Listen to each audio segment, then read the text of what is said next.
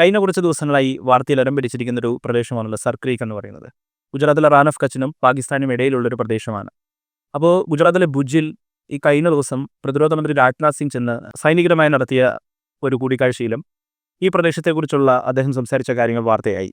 എന്താണ് ഈ സാഹചര്യത്തിൽ ഇപ്പോഴത്തെ ഈ ഒരു അവസ്ഥയിൽ ഈ പ്രദേശത്തിനുള്ളൊരു ജിയോ പൊളിറ്റിക്കൽ ഇമ്പോർട്ടൻസ്? ഈ ഓപ്പറേഷൻ സിന്ദൂർ കഴിഞ്ഞ ഉടനെ തന്നെ ഇന്ത്യയുടെ ഭാഗത്തു നിന്ന് ഇങ്ങനെ ഒരു കമൻറ്റ് വരുന്നത് ഡെഫിനറ്റ്ലി ഒരു കാരണമുണ്ട്. ഇപ്പം പാകിസ്ഥാൻ ഈ സർഫീക്കിന് സമീപ പ്രദേശങ്ങളിലേക്ക് സേനാവിന്യാസം നടത്തി എന്നുള്ളത് കൊണ്ടാണ് ഇന്ത്യ ഇങ്ങനൊരു കമൻറ്റ് നടത്തിയത്. ശരിക്കും സർഫീക്കിനെ കുറിച്ച് അറിയണമെങ്കിൽ അല്പം കൂടെ പുറകിലോട്ട് പോയി ചിന്തിക്കണം. സർഫീക്ക് പണ്ട് ഇതിനെ ബിൻഗംഗ എന്നായിരുന്നു അറിയപ്പെട്ടിരുന്നത്. അതായത് ഇന്ത്യയും പാകിസ്ഥാനുമായി മാറുന്നതിന് മുമ്പ് 1914 അല്ലെങ്കിൽ അതിനു മുൻപ് ഇത് സിന്ധും കച്ചുമായിരുന്നു. അതായത് ബ്രിട്ടീഷ് ഇന്ത്യയുടെ ഭാഗമായിരുന്ന രണ്ട് പ്രൊവിൻസുകൾ. ഇപ്പോൾ സിന്ധ് പ്രൊവിൻസ് ഈ സർക്രീക്കിൻ്റെ അങ്ങേ സൈഡ്. സർക്രീക്ക് എന്ന് പറയുന്നത് അറബിക്കടലിൻ്റെ ഒരു എക്സ്റ്റൻഷനാണ്. അതാണ് ക്രീക്കായിട്ട്. ഇപ്പോൾ നമ്മൾ ദുബൈ ക്രീക്കൊക്കെ മലയാളികൾക്ക് നന്നായിട്ട് അറിയുന്നതാണ്. അപ്പോൾ ദുബൈ ക്രീക്ക് എന്ന് പറഞ്ഞു കഴിഞ്ഞാൽ പല സിനിമകളിലും നമ്മൾ കണ്ടിട്ടുള്ളതല്ലേ. അപ്പം കടൽ കയറി കിടക്കുന്ന ഒരു ഉൾക്കടൽ എന്ന് പറയാവുന്ന ഒരു ഭാഗമാണ്. അപ്പം വളരെ ആഴമുള്ള ഇതാണ് സാധാരണ ക്രീക്കുകൾ. അപ്പം ഇവിടുത്തെ ക്രീക്ക് എന്ന് പറഞ്ഞാൽ അറബിക്കടലിൻ്റെ ഒരു എക്സ്റ്റൻഷനാണ്. ആ എക്സ്റ്റൻഷനാണ് അല്ലെങ്കിൽ ആ വെള്ളമാണ് യഥാർത്ഥത്തിൽ സിന്ധിനെയും കച്ചിനെയും രണ്ടാക്കി തിരിക്കുന്നത്. അപ്പോൾ ഇതിൻ്റെ കിഴക്കേ വശത്ത് കച്ച് പ്രൊവിൻസും, അതായത് കച്ച് എന്ന് പറയുന്നത് ഗുജറാത്തിൻ്റെ മോൾ വശമായിട്ട് വരും. അങ്ങേ സൈഡിൽ സിന്ധ് പ്രൊവിൻസും. ഇത് ഇങ്ങനെയാണെന്ന് രണ്ട് പ്രൊവിൻസ് ഉണ്ടായത്. അപ്പം കച്ച് മഹാരാജാവ് പണ്ടത് അവരുമായിട്ട് സിന്ധ് പ്രൊവിൻസുമായിട്ട് വലിയ തർക്കമുണ്ടാക്കിയിരുന്നു ഈ വിഷയത്തിൽ. അങ്ങനെ 1914 ഒരു എഗ്രിമെൻ്റ് ഉണ്ടായി. ആ എഗ്രിമെൻ്റ് പ്രകാരം ഈ വാട്ടർ ബോഡി, അതായത് ഈ സർക്കീക്ക് അല്ലെ ബിൻഗംഗയുടെ പകുതിക്ക് അപ്പുറം സിന്ധ് പ്രൊവിൻസും പകുതിക്കിപ്പുറം കച്ചിനും അവകാശപ്പെട്ടതായിട്ടാണ് അന്നത്തെ ഒരു എഗ്രിമെൻറ്റ്. പക്ഷേ ആ എഗ്രിമെൻറ്റിന് അറ്റാച്ച്മെൻ്റ് ആയിട്ട് ഒരു മാപ്പ് ഉണ്ടാക്കിയിരുന്നു. ആ മാപ്പിൽ 2 ഡ്രോയിങ് ഉണ്ട്. ഒന്ന് നടുക്കൂടെയുള്ള റെഡ് ഡ്രോയിങ്. ആ റെഡ് ഡ്രോയിങ് ആണ് യഥാർത്ഥത്തിലുള്ള അതിർത്തി എന്ന് കണക്കാക്കപ്പെട്ടിരിക്കുന്നത്. എന്നാൽ ഈ കരയോട് ചേർത്ത് കച്ച കരയോട് ചേർന്ന്, അതായത് ഇപ്പോഴത്തെ ഇന്ത്യയുടെ കരയോട് ചേർന്നിട്ട് ഒരു ഗ്രീൻ ലൈനോട് ഇട്ടിരുന്നു. ഇത് ആ അതിനകത്തൊരു അറ്റാച്ച്മെൻറ്റ്. എന്നാൽ എഗ്രിമെൻറ്റിൽ വ്യക്തമായിട്ട് പറയുന്നുണ്ട് നടുക്കൂടിയാണ് ഇത്, വാട്ടർ ബോഡിയുടെ നടുക്കൂടിയാണ് വിഭജനം. അതിൻ്റെ 2 സൈഡും 2 പ്രൊവിൻസിനുള്ളതാണ് എന്ന് അന്നേ പറയുന്നുണ്ട്. ഇത് 1914 കാര്യമാണ്. അതിനുശേഷം സ്വാതന്ത്ര്യം കിട്ടി, ഇന്ത്യയും പാകിസ്ഥാനും രണ്ടായി. ഈ 2 രാജ്യമായപ്പം സ്വാഭാവികമായും പഴയ എഗ്രിമെൻറ്റുകളൊക്കെ ഇൻവാലിഡായി. അവിടെ പുതിയ എഗ്രിമെൻ്റ് എന്ന് പറയുന്നത് ഇൻ്റർനാഷണൽ മാരിടൈം ലോ പ്രകാരമുള്ള സമുദ്രാതിർത്തിയാണ് 2 രാജ്യങ്ങൾക്കിടയിൽ എടുക്കേണ്ടത്. അപ്പോൾ 2 രാജ്യങ്ങൾക്കിടയിൽ ഒരു സമുദ്രാതിർത്തി കൺസിഡർ ചെയ്യുന്നുണ്ടെങ്കിൽ സാധാരണഗതിയിൽ അവിടെ എടുക്കുന്ന ഒരു നിയമം എന്ന് പറഞ്ഞു കഴിഞ്ഞാൽ ആ വാട്ടർ ബോഡിയുടെ നടുക്ക് മുതൽ ഇങ്ങോട്ട്, അതായത് ഇത്തരം വാട്ടർ ബോഡീസ് ഇപ്പോൾ കടലല്ലാതെ 2 രാജ്യങ്ങൾക്കിടയിൽ, ഇപ്പോൾ നമ്മുടെ കേരളത്തിലൊക്കെ ആണെങ്കിൽ അല്ലെങ്കിൽ ഇന്ത്യയിലൊക്കെ ആണെങ്കിൽ 2 ജില്ലകൾക്കിടയിൽ ഒരു റിവർ പോകുന്നുണ്ടെങ്കിൽ ആ റിവറിൻ്റെ നടുക്ക് മുതൽ ഒരു സൈഡിലേക്ക് ഒരു ജില്ലയും മറ്റേ സൈഡിലേക്ക് വേറൊരിതും, പോലീസ് സ്റ്റേഷൻ അതിർത്തിയൊക്കെ അങ്ങനെയാണ് വിഭജിക്കുന്നത്. അപ്പോൾ അതേപോലെയാണ് ഇവിടെയും ഈ അന്താരാഷ്ട്ര നിയമങ്ങളെയും ബാധിക്കുന്നത്. അപ്പോൾ അന്താരാഷ്ട്ര നിയമപ്രകാരം താൽവക് പ്രിൻസിപ്പിൾ താൽവക് സിദ്ധാന്തം എന്നൊരു പ്രിൻസിപ്പിൾ വെച്ചിട്ടാണ് ഈ 2 രാജ്യങ്ങൾക്കിടയിലുള്ള അതിർത്തി നോക്കുന്നത്. അതെന്ന് വെച്ച് കഴിഞ്ഞാൽ വേറൊന്നുമല്ല, 2 രാജ്യങ്ങൾക്കിടയിൽ ഇതുപോലൊരു വാട്ടർ ബോഡി ഉണ്ടെങ്കിൽ അതിൻ്റെ നാവിക സാധ്യമായ സ്ഥലത്തിൻ്റെ നടുക്ക്, അതായത് ഏറ്റവും കൂടുതൽ ആഴമുള്ള സ്ഥലത്തിൻ്റെ, അത് അവിടെ അങ്ങനെ സാധാരണ ബോട്ടുകൾ പോകുന്നത്, അല്ലെങ്കിൽ ഷിപ്പുകൾ പോകുന്നത്. അപ്പോൾ അതിൻ്റെ ഏറ്റവും ആഴം കൂടിയ സ്ഥലം, ആ വാട്ടർ ബോഡിയുടെ ഏറ്റവും ആഴം കൂടിയ സ്ഥലത്തിൻ്റെ മുതൽ 2 സൈഡിലേക്കും വിഭജിക്കണം എന്നുള്ളതാണ് താൽവക് പ്രിൻസിപ്പിൾ പറയുന്നത്. അപ്പോൾ താൽവക് പ്രിൻസിപ്പിൾ ആണെങ്കിൽ ഇന്നത്തെ 2 രാജ്യങ്ങളല്ലേ, അപ്പോൾ സ്വാഭാവികമായിട്ടും ഇൻ്റർനാഷണൽ ലോ താൽവക് പ്രിൻസിപ്പിളാണ് ആപ്ലിക്കബിളായിട്ട് എടുക്കുന്നത്. അത് പ്രകാരം പകുതിക്ക് ഇങ്ങോട്ട് ഇന്ത്യയുടെയും പകുതിക്കപ്പുറം അങ്ങോട്ടേക്ക് പാകിസ്ഥാൻ്റെയും. ഇതാണ് സ്വാഭാവികമായും ഇനി ഇന്ത്യയും പാകിസ്ഥാനും ഫോളോ ചെയ്യേണ്ട ഒരു നിയമം. എന്നാൽ പാകിസ്ഥാൻ അത് നഷ്ടമാണ്. പാകിസ്ഥാൻ പറയുന്നത് അങ്ങനെ പോരാ, ഈ പച്ച ലൈൻ ഉണ്ടല്ലോ, പണ്ട് വരച്ച പച്ച ലൈൻ, 1914 എഗ്രിമെൻറ്റിലുള്ള പച്ച ലൈൻ, അത് പ്രകാരം ഈ കരയോട് ചേർന്നുള്ള ഭാഗം മുതൽ അങ്ങോട്ട് മുഴുവൻ പാകിസ്ഥാന് വേണം. അതായത് വെള്ളം മുഴുവൻ അവർക്ക് വേണം, ആ വാട്ടർ ബോഡി മുഴുവൻ അവർക്ക് വേണം, ആ ക്രീക്ക് മുഴുവൻ അവർക്ക് വേണം എന്നുള്ളതാണ് അവരുടെ വാദം. അപ്പം അതിന് പല കാരണങ്ങളുണ്ട്. അതിൽ ധാതു നിക്ഷേപങ്ങൾ വളരെയധികം ഹൈഡ്രോ സത്യത്തിൽ ധാതു നിക്ഷേപം ഒരു വലിയ ഫാക്ടറാണ്. പക്ഷെ ധാതു നിക്ഷേപം മാത്രമല്ല. ഇപ്പം ഒന്ന് ആലോചിച്ച് നോക്കൂ, ഇത് തുറക്കുന്നത് അറബിക്കടലിലോട്ടാണ്. ഈ ക്രീക്ക് ഇതൊരു റിവർ അല്ല, പക്ഷെ എന്നാൽ പോലും റിവറായിട്ടൊന്ന് സങ്കല്പിക്കൂ. നമ്മൾ ചെന്ന് ഒരു അഴിമുഖം പോലെ ചെന്ന് തുറക്കുന്നത് അറബിക്കടലിലേക്കാണ്. അപ്പം അറബിക്കടലിലേക്കുള്ള ആക്സസ് എന്നത് തന്നെ വലിയൊരു കാര്യമാണ്. ഈ ക്രീക്ക് എന്ന് പറയുന്നത് 100 കിലോമീറ്റർ താഴെ, 96 കിലോമീറ്റർ നീളമുള്ള ഒരു ക്രീക്കാണ്. ഇപ്പോൾ 96 കിലോമീറ്റർ നീളത്തിൽ ഉള്ള ഒരു വാട്ടർ ബോഡി, അത് ചെന്ന് തുറക്കുന്നത് അറബിക്കടലിലേക്ക്. അപ്പോൾ അതൊരു ഒരു വലിയ ആക്സസ് ആണ് അറബിക്കടലിലേക്കുള്ളത്. അവരെ സംബന്ധിച്ചിടത്തോളം വലിയ സംഭവമാണ്. അതൊന്ന്. 2 ഈ പറഞ്ഞ ധാതു നിക്ഷേപം. ഇപ്പോൾ ഈ ഡിസ്പ്യൂട്ട് കിടക്കുന്നതുകൊണ്ട് തന്നെ അണ്ടർ യൂട്ടിലൈസ്ഡ് ആയിട്ടുള്ള ഒരു വലിയ ധാതു നിക്ഷേപം അവിടെ ഉണ്ട്. അപ്പം ആ ഒരു അങ്ങനെ ഒരു വലിയ ധാതു നിക്ഷേപത്തിൻ്റെ ഒരു ഉടമയായിട്ട് ഉടമയായിട്ട് പാകിസ്ഥാന് മാറാൻ സാധിച്ചാൽ അപ്പോൾ അതിനുവേണ്ടി അവർക്ക് ഡെഫിനറ്റ്ലി വലിയ വലിയ പണമാണ്. അപ്പോൾ ഇതുവരെ യൂസ് ചെയ്തിട്ടില്ല. ഇപ്പോൾ പല സ്ഥലത്തേതും എണ്ണ വറ്റി തുടങ്ങിയെന്ന് പല രാജ്യങ്ങളും എണ്ണ വറ്റി തുടങ്ങിയെന്ന് പറയുമ്പം എന്നിട്ടാണ് ഈ നാച്ചുറൽ റിസോഴ്സിലേക്ക് പോകാൻ നിൽക്കുന്നത്.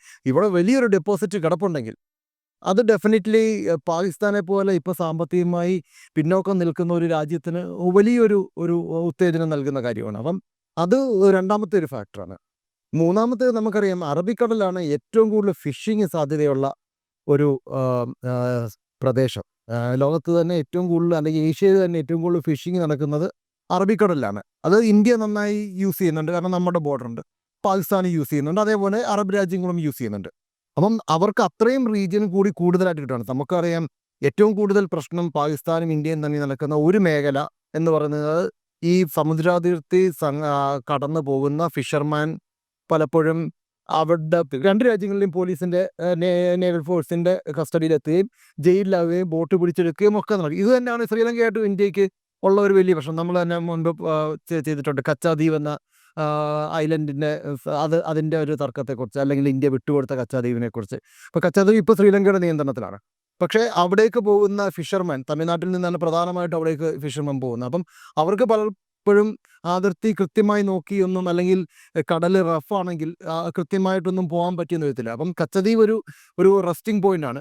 അതിൻ്റെ അടുത്തേക്ക് ചെല്ലുമ്പം ശ്രീലങ്കൻ നേവി പിടിച്ചുകൊണ്ട് പോവുകയും ബോട്ട് ഉൾപ്പെടെ കസ്റ്റഡിയിൽ എടുക്കുകയും ചെയ്യുന്ന ഒരു വലിയ സാഹചര്യമുണ്ട്. സെയിം സിറ്റുവേഷനാണ് പാകിസ്ഥാനും ഈ ഇന്ത്യയും തമ്മിലുള്ളത്. അപ്പം ഇന്ത്യയുടെ ഒരുപാട് മത്സ്യത്തൊഴിലാളികൾ ജയിലിൽ കഴിയുന്ന സാഹചര്യമുണ്ട്. അതേപോലെ പാകിസ്ഥാനിൽ നിന്നുള്ള മത്സ്യത്തൊഴിലാളികൾ ഇന്ത്യൻ ജയിലിൽ കഴിയേണ്ട സാഹചര്യവുമുണ്ട്. ഇതിനും ഒരു വലിയ തരത്തിൽ സൊല്യൂഷനാവും ഈ ഭാഗം പാകിസ്ഥാന് പൂർണ്ണമായിട്ട് കിട്ടിയത്. അപ്പം അതുകൊണ്ടും അവരത് ഡിമാൻഡ് ചെയ്യുന്നുണ്ട്. അപ്പം ഇങ്ങനെ പല ഫാക്ടേഴ്സ് ഉണ്ട് ഇതിനകത്ത്. ഇതിനു മുൻപ് ഉദാഹരണത്തിന് പാകിസ്ഥാനും ഇന്ത്യയും തമ്മിലുള്ള സംഘർഷങ്ങൾ എടുത്ത് പരിശോധിക്കുകയാണെങ്കിൽ ഇപ്പോൾ ഗുജറാത്ത് മേഖലയിൽ, അതായത് ഈ റാൻ ഓഫ് കച്ച് എന്ന് പറയുന്ന പ്രദേശത്തെ ആ അതിർത്തിയിലൂടെ പാകിസ്ഥാൻ നമ്മളെ ആക്രമിച്ചിട്ടുള്ള സംഭവങ്ങൾ ഇതിനു മുൻപ് ഉണ്ടായിട്ടുണ്ടോ? അല്ല, ഉണ്ടായിട്ടുണ്ട്. നമുക്ക് പ്രത്യേകിച്ച് ഇപ്പം 1965 യുദ്ധത്തിൽ റാൻ ഓഫ് കച്ചിൽ ഒരുപാട് അതിക്രമം ഉണ്ടായിട്ടുണ്ട്, ഇങ്ങോട്ട് അറ്റാക്ക് ഉണ്ടായിട്ടുണ്ട് ആ ഭാഗത്ത് നിന്ന്. അതൊന്ന്. പക്ഷേ ഇതൊക്കെ ഉപരി ഇന്നും എല്ലാ അർത്ഥത്തിലും ഇത്രയും വലിയൊരു 100 കിലോമീറ്റർ ബൗണ്ടറി വാട്ടർ ബോഡി ആയിട്ടിരിക്കുന്നതാണ് നമുക്ക് നല്ലത്, നമ്മുടെ സേഫ്റ്റിക്ക് നല്ലത്. അത് വാട്ടർ ബോഡിയുടെ പകുതി വരെ നമുക്ക് കൺട്രോൾ ഉള്ളതാണ്. അപ്പോൾ അങ്ങനെ വരുമ്പോൾ എല്ലാ അന്താരാഷ്ട്ര സമുദ്രാതിർത്തി നിയമങ്ങളും നമുക്കവിടെ ബാധകമാകും. അതുകൊണ്ട് നമ്മുടെ നാഷണൽ സെക്യൂരിറ്റിയെ സംബന്ധിച്ചിടത്തോളം ഇന്ത്യ എന്ന രാജ്യത്തിന് ഏറ്റവും നല്ലത് അതിൻ്റെ ക്രീക്കിൻ്റെ നടുക്ക് വരെ നമുക്ക് ആക്സസ് ഉള്ളതാണ്. അപ്പോൾ ആ അർത്ഥത്തിൽ നമുക്ക് ഇപ്പം പണ്ട് 65 യുദ്ധത്തിൽ ഉണ്ടായതുപോലെ ഒരു അറ്റാക്ക് ഉണ്ടാകുന്നതൊരു സംഭവം റാൻ ഓഫ് കച്ചിലാണ് അന്ന് ഉണ്ടായത്. ഇനി ആയാൽ പോലും അവിടുന്ന് ഒരു യുദ്ധമുണ്ടായാൽ കര വരെ അവർക്ക് ആക്സസ് ഉണ്ടെങ്കിൽ അവർക്ക് അവിടെ വരെ വരാമല്ലോ. അപ്പോൾ അതൊരു വലിയ തടസ്സമായിട്ട് മാറും നമുക്ക്. മൂന്നാമത് ഇപ്പം നമ്മൾ ഫേസ് ചെയ്യുന്ന ഏറ്റവും പ്രധാന പ്രശ്നം യുദ്ധമല്ല, അല്ലെങ്കിൽ സോൾജിയേഴ്സ് കിടക്കുന്നതല്ല, ഈ നുഴഞ്ഞുകയറ്റക്കാരാണ്.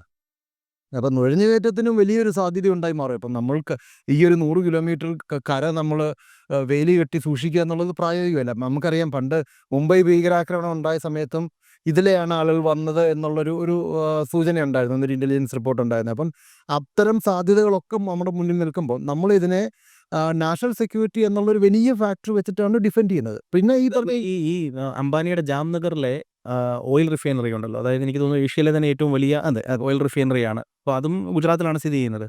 അപ്പോൾ സ്വാഭാവികമായിട്ടും പാകിസ്ഥാൻ്റെ ഇത്തരം കടന്നുവരവ്, കാരണം ഈ അടുത്ത കുറച്ച് ദിവസങ്ങൾക്ക് മുൻപ് ട്രംപുമായിട്ട് നടത്തിയൊരു കൂടിക്കാഴ്ചയിൽ പാകിസ്ഥാൻ്റെ സൈനിക മേധാവി പറഞ്ഞൊരു കാര്യമുണ്ട്. അതായത് ഇന്ത്യയെ ആക്രമിക്കുകയാണെങ്കിൽ ഇന്ത്യയുടെ എന്താ പറയുക, ഈ ജാംനഗർ റിഫൈനറിക്കെതിരെ ഒരു ആക്രമണം ഉണ്ടായിക്കഴിഞ്ഞാൽ ഇന്ത്യയുടെ ദൈനംദിന പ്രവർത്തനങ്ങൾ, അല്ലെങ്കിൽ നമുക്ക് ആവശ്യമുള്ള ഊർജ്ജം, രാജ്യത്തിന് ആവശ്യമായിട്ടുള്ള ഊർജ്ജം, അപ്പം ഇതെല്ലാം ഉൽപ്പാദിപ്പിക്കപ്പെടുന്നൊരു സ്ഥലം കൂടിയാണ്. അപ്പോൾ അങ്ങനെ ഒരു സാധ്യത കൂടി ഇതിനുണ്ടോ? അതായത് അത്തരം ഇന്ത്യയുടെ ഒരു എനർജി ക്യാപിറ്റൽ എന്ന് പറയുന്ന പ്രദേശത്തെ മുഴുവനായി സീസ് ചെയ്യാനുള്ളൊരു അങ്ങനത്തെ സാധ്യതകളും ഈ ഒരു വിഷയം നമുക്ക് കാണാൻ പറ്റും. ഇന്ത്യയുടെ നാഷണൽ സെക്യൂരിറ്റി ഡെഫിനറ്റ്ലി ഒരു വലിയ സബ്ജക്റ്റാണ് ഇന്ത്യയെ സംബന്ധിച്ചിടത്തോളം.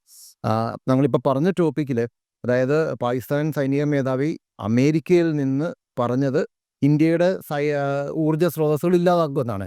അതിൽ ഈ ജംനഗർ റിഫൈനറി ഉണ്ട്, അതേപോലെ തന്നെ പാടൂർ ഓയിൽ റിസർവ് ഉണ്ടാവാം. ഇതൊക്കെ അവരുടെ ടാർഗറ്റിൽ വരാൻ സാധ്യതയുള്ള പോയിന്റുകളാണ്. അപ്പം നമ്മളെ സംബന്ധിച്ചിടത്തോളം ഇതൊക്കെ പ്രൊട്ടക്ട് ചെയ്യേണ്ടത് നമ്മുടെ വലിയ ഒരു അത്യാവശ്യമാണ്.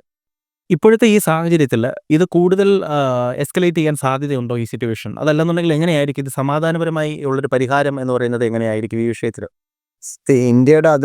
ഇന്ത്യ പാകിസ്ഥാൻ അതിർത്തി എല്ലാ കാലത്തും അത്ര സമാധാനപരമായിട്ടല്ല പോകുന്നത്. നമ്മൾ വാർത്തകളിൽ കാണുന്നതിനപ്പുറം പലപ്പോഴും അവിടെ ചെറിയ ചെറിയ വിഷയങ്ങൾ നടന്നുകൊണ്ടേയിരിക്കുന്നതാണ്.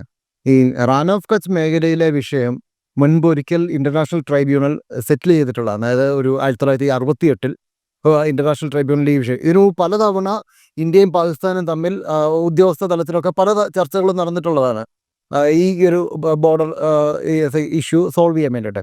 എന്നാൽ റാൻ ഓഫ് കച്ചിലെ ഇഷ്യൂ, കര അതിർത്തിയിലെ ഇഷ്യൂ പണ്ടൊരു ഇൻ്റർനാഷണൽ 1968 ഒരു ഇൻ്റർനാഷണൽ ട്രൈബ്യൂണൽ സെറ്റിൽ ചെയ്തതാണ്. പക്ഷെ അന്നും ഈ സർക്രീക്ക് വിഷയം മാറ്റിയിട്ടു. അന്നും അത് ചർച്ച ചെയ്യാതെ മാറ്റിവെച്ച്. അപ്പം അത് ഇപ്പോഴും സത്യത്തിൽ സെറ്റിൽ ചെയ്യാതെ കിടക്കുന്ന ഒരു വിഷയമാണ്.